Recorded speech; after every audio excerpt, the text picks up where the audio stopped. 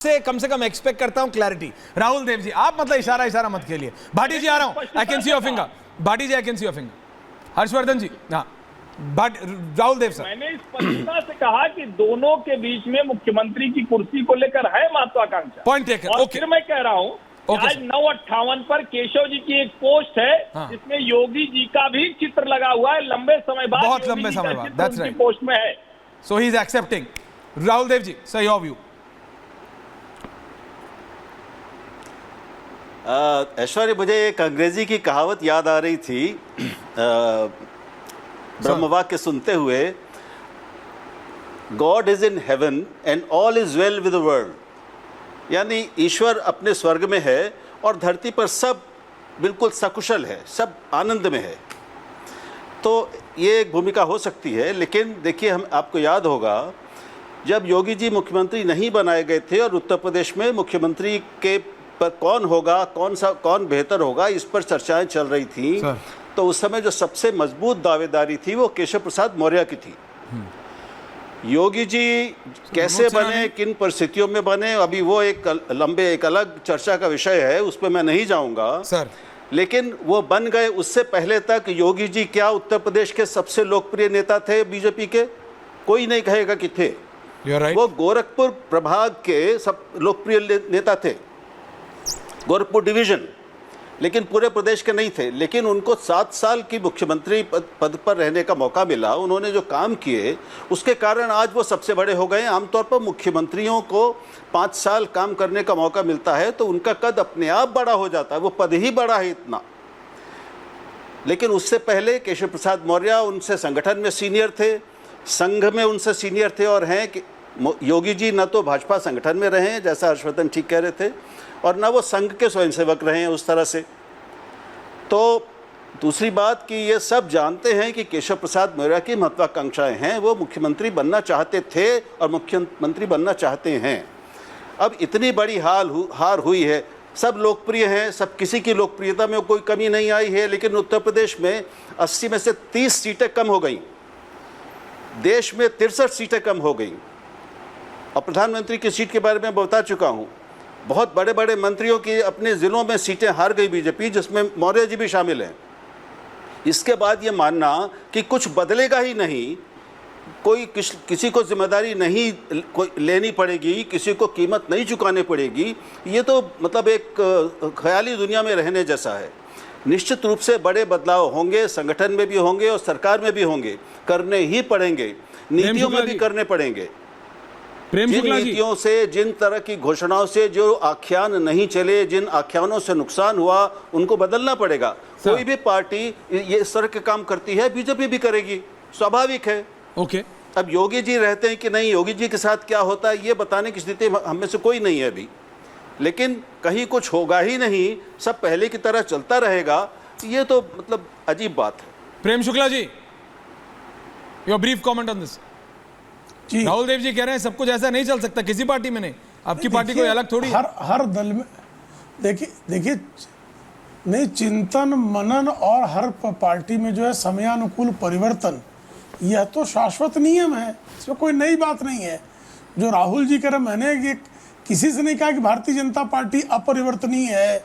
एक ही जगह जो है समग्र काल, सारी परिस्थितियां एक जगह जो है स्थिर चित्त हो गई हैं, अब इसमें कोई परिवर्तन नहीं होगा, ऐसा नहीं है भाई। रिपब्लिक भारत में कोई इंटरनल टीम में परिवर्तन होना होगा, आज आप तो मेरी टीम को आपके जो है इस डिबेट शो में उस पर डिस्कशन नहीं होगा। आज मेरी टीम को नहीं छोड़ने गए यहाँ नहीं, उस पर डिबेट मेरा बढ़िया डिबेट शो में नहीं डिस्कशन होगा, उसके लिए स्थान है, उसके लिए स्थान है। और उसी तरह से भारतीय जनता पार्टी में सांगठनिक किस तरह से मूल्यांकन होगा, हाँ सर, यह मूल्यांकन करने का उचित हमारे पास मंच है, उस समुचित मंच पर हम उसका निर्णय लेंगे। अच्छा, तो फिर मैं आप ही की टर्मिनोलॉजी में, आप ही की एनालॉजी में आपको समझाता हूँ। भाटी जी आ रहा हूँ, मूल्यांकन करें। नहीं तो मैं आप ही की एनालॉजी में आपको समझाता हूँ कि अगर हमारे यहाँ दिक्कत होगी तो अर्नब है, ये कहे कि Arnab will sort it out. अब आपके यहाँ प्रधानमंत्री को सॉर्ट करना पड़ेगा। अब हमारे यहाँ तो अर्नब है, Arnab will sort it out. अब तो फिर प्रधानमंत्री से मिले भूपेंद्र चौधरी आज, उसके बाद 1 घंटे, देखिए मुझे नहीं याद, भूपेन्द्र चौधरी प्रदेश अध्यक्ष उत्तर प्रदेश के बनने के बाद, प्रेम शुक्ला जी बस सवाल है, जवाब आप दीजिएगा। अलग बात नहीं कर रहा हूं सर, मैं सिर्फ सवाल पूछ रहा हूं। भूपेन्द्र चौधरी साहब प्रदेश अध्यक्ष उत्तर प्रदेश के बनने के बाद, मुझे नहीं याद 1 घंटा प्रधानमंत्री ने दिया, पार्लियामेंट्री आज दिया है।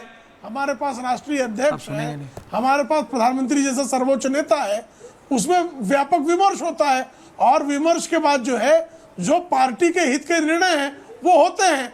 लेकिन कोई ये शीर्षक ढूंढे कि सिर्फ उटौवल है, एक दूसरे से गला काट प्रतियोगिता है, ये शीर्षक के विषय हो सकते हैं। नहीं, आप मुझे नहीं शीर्षक छोड़िए ना, आप मुझे बताइए, प्रधानमंत्री ने इससे पहले तो भूपेन्द्र चौधरी साहब को जब पद दिया उत्तर प्रदेश के प्रदेश अध्यक्ष का, तब भी 1 घंटा नहीं दिया, आज दिया।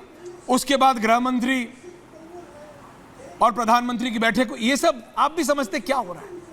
देखिए राहुल देव जी गलत नहीं कह रहे, चेंज हैज टू हैपन, कुछ बदलाव होगा और कुछ ड्रास्टिक होगा, संगठन में भी सरकार में भी। मैं नहीं कह रहा कि बाबा बिल्कुल नहीं हट रहे, बाबा इज द मोस्ट पॉपुलर नेता इस समय, बीजेपी रिस्क नहीं ले सकती और ना लेगी, लेकिन कुछ तो कहीं तो चर्न करना पड़ेगा ना, क्योंकि वो जो 10 बाई इलेक्शन के जो जिम्मेदारी दिए हैं आपने, वो सारे 10 के 10 मूल्यांकन की प्रक्रिया, हर्षवर्धन जी वो 10 के 10 नेता आर सेट टू बी बाबा टीम।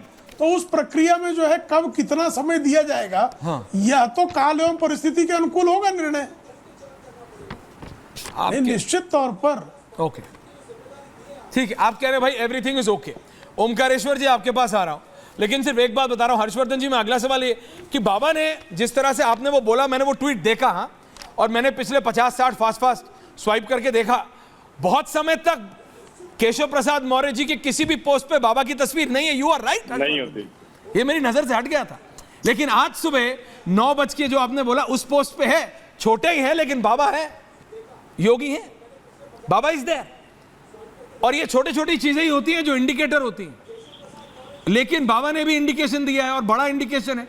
जो 10 बाई इलेक्शन है उनकी जिम्मेदारी जो 10 नेताओं को दी है, वो सारे के सारे उनके लोग। अब प्रेम शुक्ला जी बोलेंगे हमारे यहाँ कोई टीम नहीं होती, हमारे यहाँ तो एक ही है, तो अब वो तो फिर अब सेफ पे खेल रहे हैं। लेकिन हर जगह होती है, कांग्रेस में भी होती है, बीजेपी में भी है, सपा में भी है, यहाँ भी है। सपा में भी शिवपाल जी के अपने नेता है, अखिलेश जी के अपने, रामगोपाल जी के हैं, तो वो 10 के 10 नेता या मंत्री वो सारे बाबा के लोग हैं। तो बाबा ने फिर कंट्रोल लिया है, तो बाबा ने फिर जिम्मेदारी भी ली है कि ये 10 मैं जिताऊंगा, हारे तो फिर बाबा की जिम्मेदारी। हर्षवर्धन जी ब्रीफ आंसर, फिर मैं ओमकारेश्वर जी के पास नहीं गया हूं। हर्षवर्धन जी ब्रीफ। तो ये कह रहा हूं, अगर आप ये कह रहे हैं कि योगी जी की टीम के सारे मंत्री हैं, तो मेरे लिए खबर है, क्योंकि मंत्रिमंडल में कोई योगी जी की टीम अभी तक बन पाई है, मैं ये नहीं जानता हूं। हाँ। मेरे लिए ये खबर है, और अगर ऐसा है तो फिर तो निश्चित तौर पर अगर उनकी टीम के कुछ मंत्री हैं, तो ये खबर सिर्फ इतनी भर नहीं है कि वो विधानसभा चुनाव के लिए, फिर तो ये खबर है कि योगी आदित्यनाथ उस सरकार को अपने हिसाब से ही पूरी तरह चला रहे हैं। फिर तो ये भी सवाल, मतलब जिसको कहते हैं ना कि इसका एक्सटेंशन आएगा।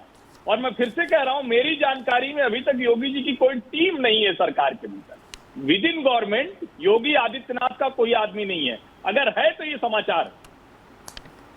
I understand. अब आप एक